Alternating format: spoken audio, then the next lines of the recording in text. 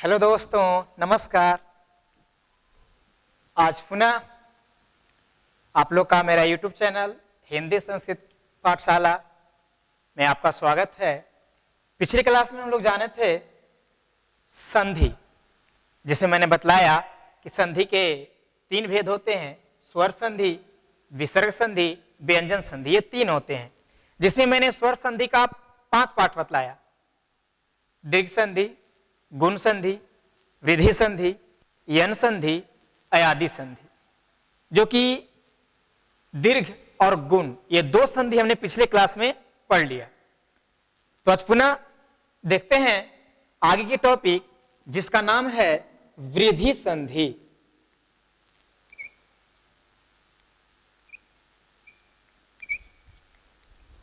जाने कि वृद्धि संधि क्या है। यह स्वर संधि का तीसरा भेद, वृद्धि संधि। इसका नियम कहता है, यदि अ या आ के बाद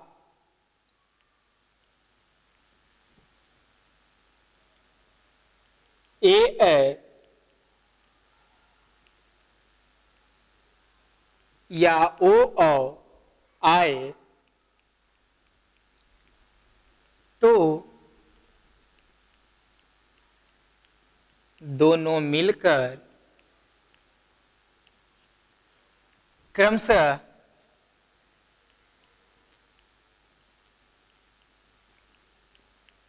अ तथा औ में बदल जाता है।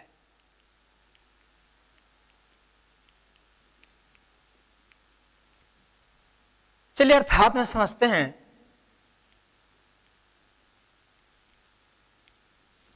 पिछले गुण संधि में बतलाया था कि यदि अ या आ के बाद ह्रस्व या दीर्घ आए तो ए बनेगा, ह्रस्व या दीर्घ आए तो ओ बनेगा, री आए तो अर बनेगा। जबकि यहां कहता है कि यदि अ या आ के बाद ए आ जाए तो ए आने पर अ बनेगा तथा ओ आने पर औ बनेगा। अर्थात अ या आ के बाद या तो ए आए या फिर अ आए, हमेशा अ बनेगा। और यदि अ या आ के बाद ओ या औ आए तो हमेशा औ बनेगा। कैसे? अर्थात में समझेंगे। अ या आ, इसके साथ में चाहे अ हो या आ हो, ए आ जाए, आ जाए तो हमेशा अ हो। दूसरा, अ या आ यदि इसके साथ ओ या औ आ जाए तो हमेशा औ बनेगा। एग्जाम्पल देखते हैं कैसे।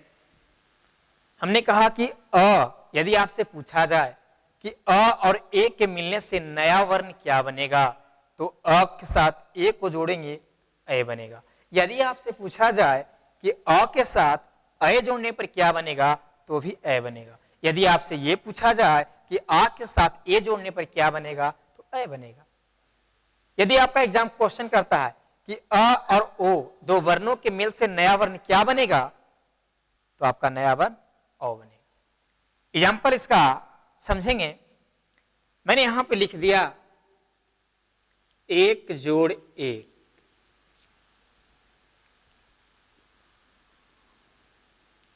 1 जोड़ 1। तो देखिए, जैसा ही संधि करने का मैंने नियम बतलाया था कि पहला शब्द का अंतिम अक्षर और अंतिम शब्द का पहला अक्षर। तो पहले शब्द का अंतिम अक्षर क से बाहर क्या आएगा? अ। तो यहां से हम अ निकालते हैं और यहां से ए। मैंने बतलाया कि अ प्लस ए मिलकर क्या बनता है, तो अ के साथ ए मिलाएंगे तो अ बनता है। अ लिख दिया। अब देखेंगे ए का ए लिख दिया, क में अ निकल गया तो निश्चित है कि जो स्वर बना है वो जाकर जुटेगा। तो क में अ जुटा तो क, ए तो चला गया, संधि हो गया, बचा क्या? क। अर्थात एक के साथ एक जोड़े तो हमारा नया शब्द बनकर के आया, एक का एक आ गया। पुनः इसका हम आगे की ओर देखते हैं कि यदि लिख दूं तथा जोड़ ए, या लिखें सदा जोड़ ए। दोनों का टर्म कंडीशन सेम है, इसका प्लस की इधर का भाग और इसका प्लस का इधर का भाग, जो इधर है वो इधर है, यानी प्लस का पहले आ और यहां प्लस के बाद ए, आ प्लस ए, ध्यान दें आ प्लस ए मिलकर क्या बनता है, अय बनता है, यानी ये दोनों को मिला देने के बाद अय होगा। ध्यान से देखें, स का मैंने स लिख दिया, द में से आ निकला तो द ये आधा हो गया, अल्प वर्ण, ये पूर्ण कब होगा, जब इसमें स्वर जाकर जुड़ेंगे, द में अय जोड़ेंगे तो क्या हो गया, दय हो गया, ए तो संयुक्त हो गया, ये तो संधि किया, वचा किया, ओ सदय। तदुपरांत आप देख रहे हैं कि तथा जोड़ एव सेम टू सेम कंडीशन है, अर्थात इसको हम क्या कह सकते हैं, इसको हम लिख सकते हैं तथय, या यहां पे अगर लिख दिया न जोड़ एव तो इसका भी क्या हो जाएगा, न से निकला अ, यहां से निकला ए, अ प्लस ए मिलकर अय बने, तो नीचे देखिए न में अ जुटेगा तो नए और नए, या और समझते हैं, मैंने लिख दिया महाजोड़ औसत,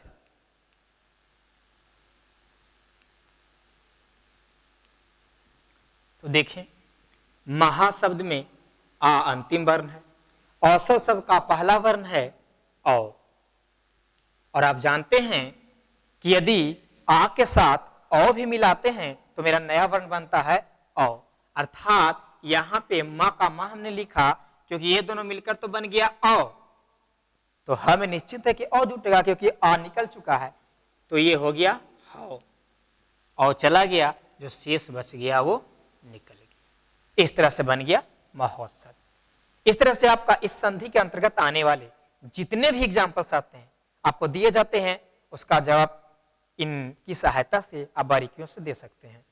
अर्थात इसके बाद हम पुनः वृद्धि संधि के बाद पहुंचते हैं यन संधि, जो कि इसी का अगला हिस्सा है, स्वर संधि का चौथा भेद। तो स्वर संधि का चौथा भेद में हम लोग जानेंगे यन संधि के बारे में।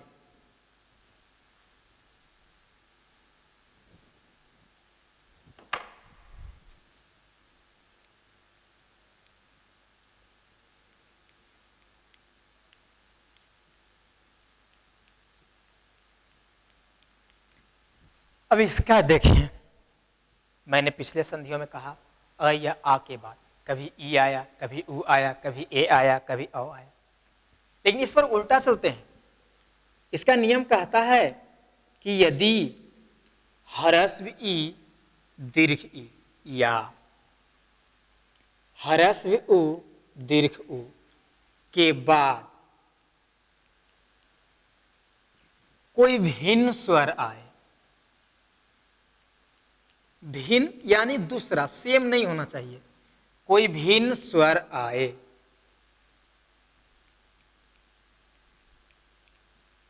तो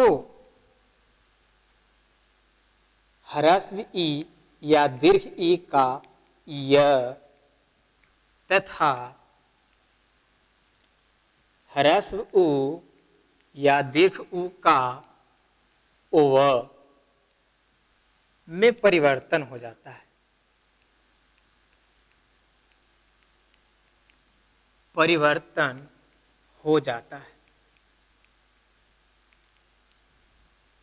इसे पुनः देखेंगे, अर्थात में समझते हैं क्या होता है।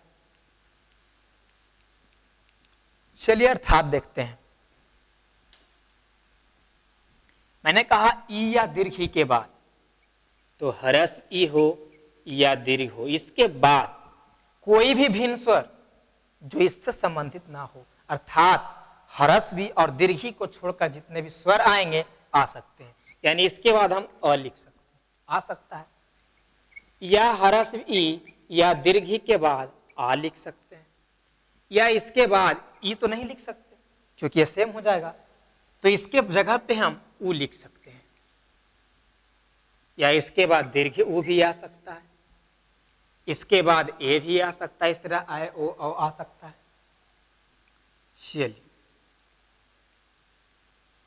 देखेंगे मैंने कहा ई के बाद कोई भी स्वर आता है तो ई का क्या बनता है, या, अर्थात इसका परिवर्तन य में हो जाता है।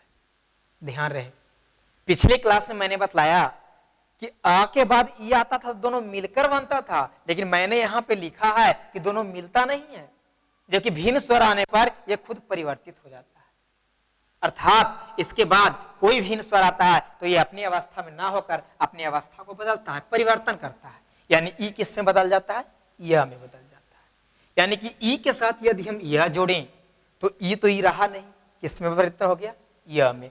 अब अल्प य यानी आधा य के साथ अ जोड़ेंगे तो निश्चित है ये पूरा य बनेगा।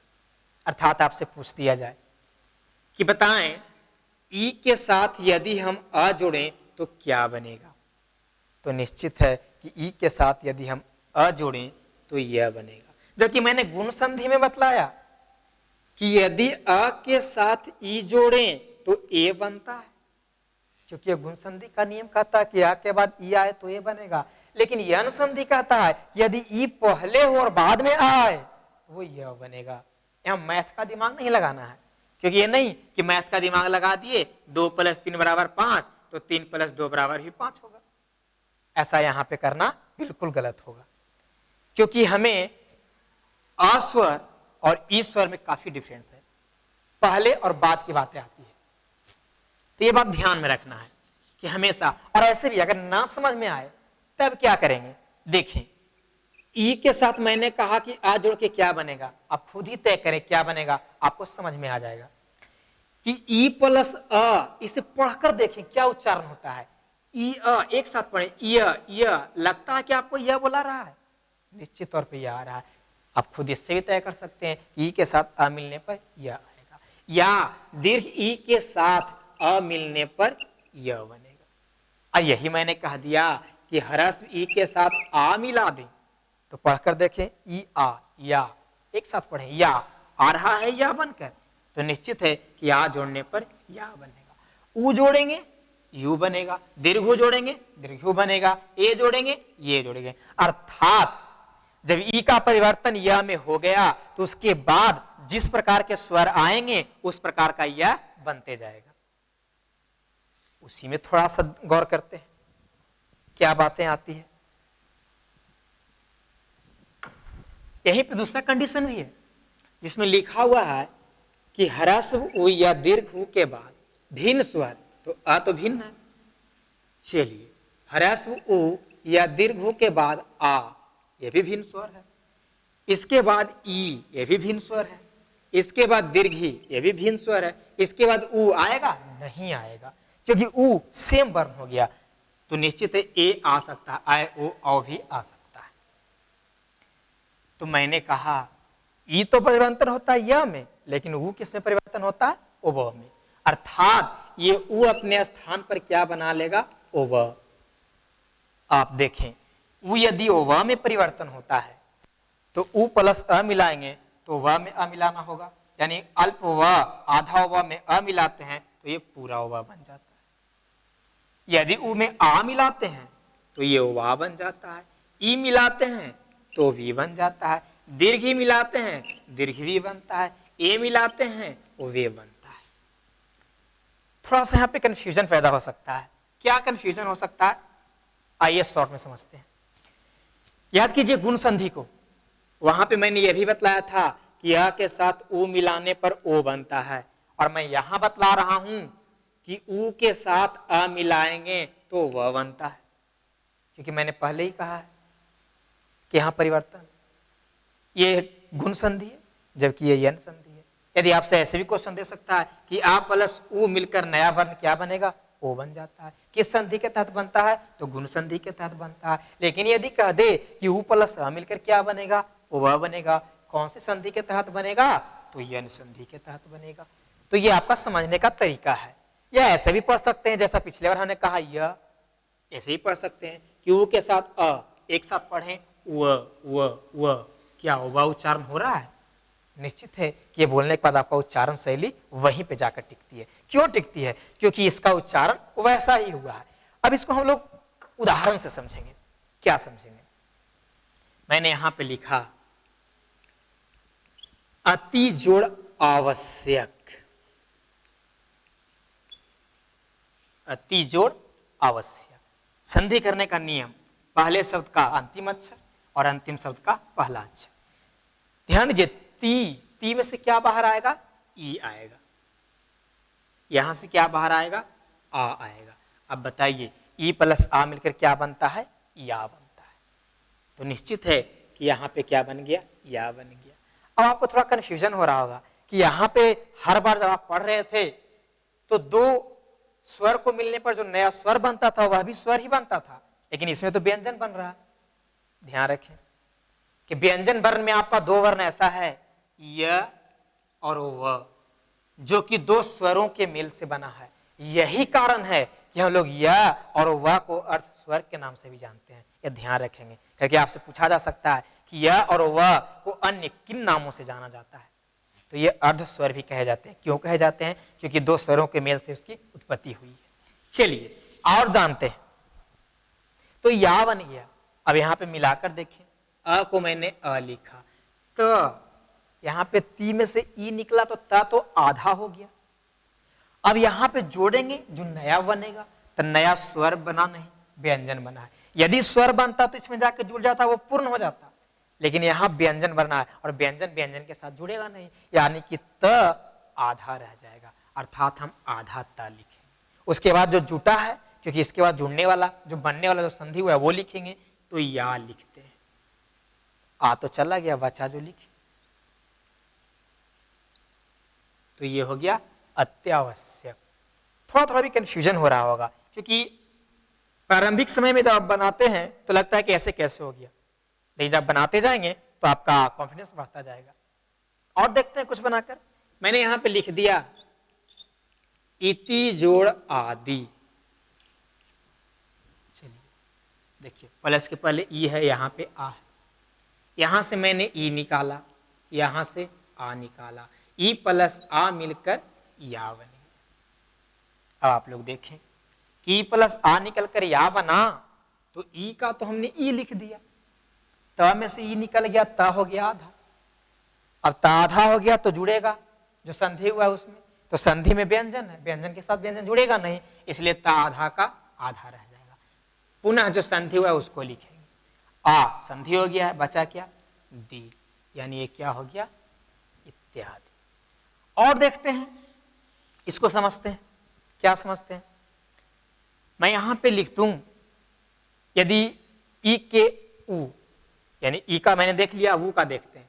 यहां पे मैंने लिख दिया सुजोड़ आगत। अब देखेंगे सुजोड़ आगत क्या है। सु यहां से क्या निकला? उ, यहां से क्या निकला? आ। मैंने पहले ही बताया है कि उ प्लस आ मिलकर क्या बनेगा? ओवा बनेगा। उ के साथ आ मिलाएंगे तो ओवा बनेगा। आपको ये जो अर्थात बतला रहा हूं, ये आपको याद करना होगा, याद रखना होगा। यदि ये आपका याद नहीं है तो आप दो शब्दों को आपस में जोड़ नहीं सकते, परेशानियां होंगी। तो उ प्लस आ मिलके ओवा बना। अब आप सोचें कि स में से मैंने सु में से उ निकाल दिया, सा आधा हो गया, आधा स, जिसको हम हलन दे के भी लिखते हैं। तो आधा स में ये जुटेगा, जो संधि हुआ जाकर जुटता है, लेकिन संधि में तो व्यंजन है, व्यंजन के साथ व्यंजन जुड़ेगा नहीं, इसलिए आधा स को मैंने आधा स लिखा, ओवा। आ तो चला गया, बच्चा जो लिख देते, ये क्या बन गया? स्वागत। इस तरह से आप यन संधि के तमाम शब्दों को भली भांति लिख सकते हैं। जैसे सु जोड़ आहा मिलकर क्या बन जाएगा? स्वाहा। या मैंने कह दिया अति जोड़ अन मिलकर बना अत्यंत। अति जोड़ अधिक मिलकर बना अत्यधिक। इस तरह से आप कई शब्दों को मिलाकर बना सकते हैं। अब जितना प्रैक्टिस करेंगे, जितने शब्दों को बनाने का कोशिश करेंगे, आपका बनता जाएगा। अब आपका स्वर संधि का लास्ट, जिसको कहते हैं आयादी संधि। आयादी संधि को समझें, इसके साथ आपका स्वर संधि टॉपिक समाप्त हो जाएगा। उसके बाद हम लोग पुनः व्यंजन संधि को जानेंगे, विसर्ग संधि को जानेंगे। चलिए स्वर संधि का पांचवा भेद, जिसका नाम है आयादी संधि। जानते हैं अयादि संधि क्या है? इसका नियम कहता है यदि ए या ओ ए या ओ के बाद कोई भिन्न स्वर आए